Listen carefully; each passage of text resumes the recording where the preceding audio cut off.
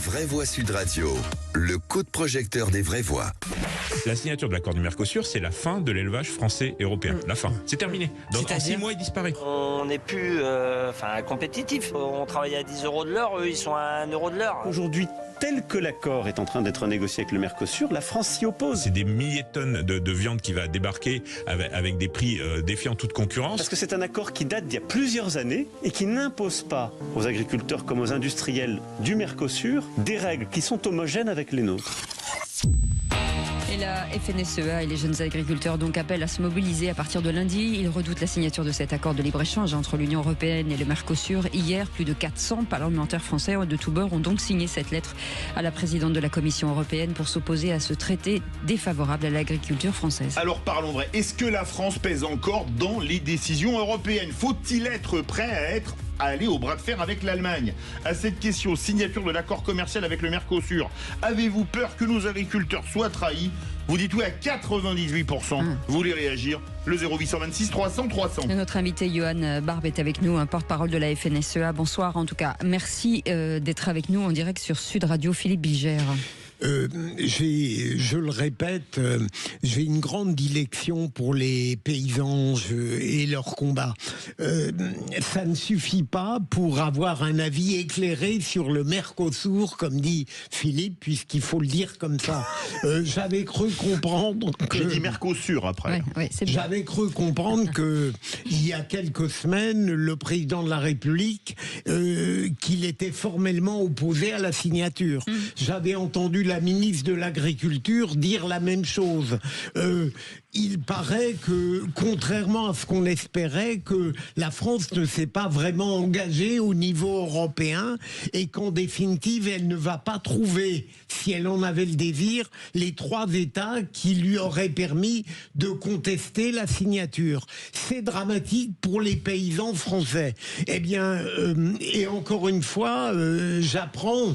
Je devine, on le répète, que c'est l'Allemagne qui fait la loi parce qu'elle a tout intérêt, elle, à le signer. Et je regrette qu'alors que l'Allemagne est en situation politique très fragile, pas autant que la nôtre, bien sûr, qu'elle continue à faire la loi sur le plan européen. C'est pas que l'Allemagne, la réalité sur le Mercosur, c'est que la France est très isolée.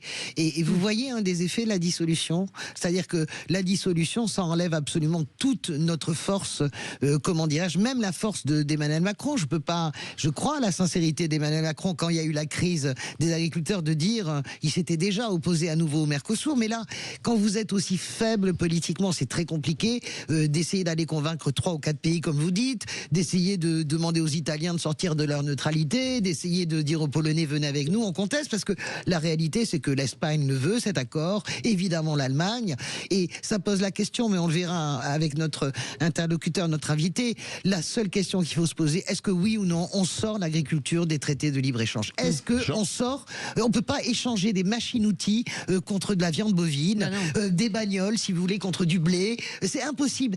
Ce système est dingue. C'est ça qu'il faut sortir absolument. Jean-Christophe Couy. En fait, c'est pas le Mercosur, ça va être le Mercodur, dur comme la pilule à avaler pour nos agriculteurs. Aujourd'hui, en fait, il y a des normes internationales du travail et il y a des accords de Paris qui avaient été signés, notamment sur tout ce qui est social et et de gouvernance et environnemental. Et aujourd'hui, ça va à l'encontre des droits et des intérêts des travailleurs des 2 côtés de l'océan. Parce que là-bas, ils vont être complètement surexploités et on va bouffer de la merde. C'est ça en fait. Voilà, il n'y aura pas les mêmes normes. Et en plus, en déforestant la forêt amazonienne. Et les Allemands, je suis désolé, mais les Allemands ont déjà fait fermer nos centrales nucléaires pour se protéger eux avec leurs centrales de charbon. Ils nous font encore une fois la leçon. Il y en a marre. Voilà. Johan Barbe est avec nous, porte-parole de la FNSEA. Le Premier ministre, pour l'instant, est à Bruxelles, avec cette tribune de 600 parlementaires sous le bras. Est-ce que, sincèrement, est-ce que vous y croyez encore ? Sincèrement, on y croit encore, et sinon on se battrait plus. Oui. Ce qui est sûr, c'est qu'il faut continuer le combat et faire comprendre pourquoi la France est peut-être un peu isolée dans son idée de ne pas signer cet accord Mercosur dans l'État. Et aujourd'hui, nous, agriculteurs français, on se doit d'y croire, puisqu'on s'est battu depuis des années pour améliorer le revenu des agriculteurs et des agricultrices en France. à peine les lois Egalim, j'ai envie de dire, mises en application. Aujourd'hui, on voudrait nous créer une concurrence déloyale en important des produits qui ne respectent aucun standard ni français ni européen. Donc c'est juste impossible. C'est intéressant parce que ce que dit notre ami Jean-Christophe, c'est qu'on a la double peine en fait. C'est aucun standard social et aucun standard environnemental. Est-ce que vous seriez d'accord pour qu'on lance ce grand chantier qui consisterait à sortir l'agriculture des traités de libre-échange une bonne fois pour toutes? Et ça fait des années qu'on le réclame, aussi bien du côté des jeunes agriculteurs que et la gauche et la droite, tout le monde. Et tout le monde l'a demandé. Le seul truc, c'est qu'aujourd'hui, si on sort l'agriculture des traités de libre-échange, il n'y a plus rien à échanger au niveau de la Commission européenne. Donc à chaque fois, on est obligé de brader notre agriculture pour vendre un peu d'industrie. Et vous avez évoqué des voitures, vous avez évoqué le nucléaire, on peut évoquer plein de sujets, les machines-outils. Mais ce qui est sûr, c'est qu'à chaque fois, on tue des paysans. Et ça, on s'en rend même plus compte aujourd'hui en Europe. Si la France signait, comme on peut le craindre, quels seraient véritablement les effets les plus tragiques pour la paysannerie française? Les effets les plus tragiques, c'est qu'aujourd'hui, on a déjà du mal à produire et à être autosuffisant, à obtenir la souveraineté alimentaire en France. Donc finalement, on va obtenir une souveraineté européenne et française par l'importation. Et donc, les paysans qui quittent nos campagnes, les exploitations qui ne sont plus reprises, vont passer inaperçus puisqu'on aura réussi à remplir le panier de la ménagère avec des produits qui respectent aucun standard et surtout qui ne répondent non plus aux volontés du consommateur qui veut des produits sains, durables et de qualité.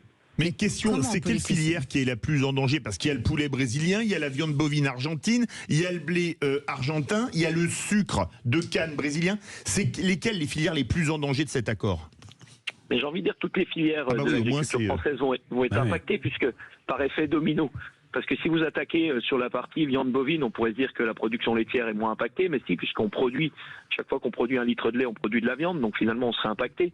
Et à chaque fois qu'on va, entre guillemets, arrêter de la production de poulet en France ou en Europe, c'est des céréales qui seront plus consommées sur le territoire. Donc on va avoir des effets dominos sur toutes les cultures. Et donc si aujourd'hui FNSE agit d'une seule voix avec leurs associations spécialisées, on est vent debout contre cette signature et surtout le non-respect de la parole d'Emmanuel Macron qui nous avait toujours dit ne pas vouloir signer ce traité de libre-échange dans l'État. Et aujourd'hui, où est Emmanuel Macron? Alors c'est ça qui est intéressant et je pense que c'est le principal reproche. Annie Genevard, vous l'avez dit, Philippe l'avait aussi confirmé. C'est le principal reproche qu'on peut faire à Emmanuel Macron. En gros, Emmanuel Macron, il dit non en France et puis il laisse complètement faire à Bruxelles. Il a encore les moyens parce que je rappelle que c'est pas lundi qu'on signe. Il faut quand même dire à nos auditeurs, c'est avant la fin de l'année.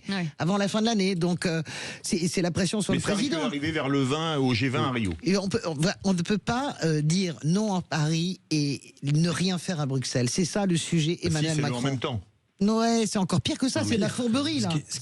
Alors moi je suis petit-fils d'agriculteur. Moi ma grand-mère elle a participé à rebâtir la France après la Deuxième Guerre mondiale. Les agriculteurs c'est ça aussi. Et aujourd'hui quand on voit des crises comme on a connu avec la Covid, on était dépendant de tout, des masques, de plein de choses, etc.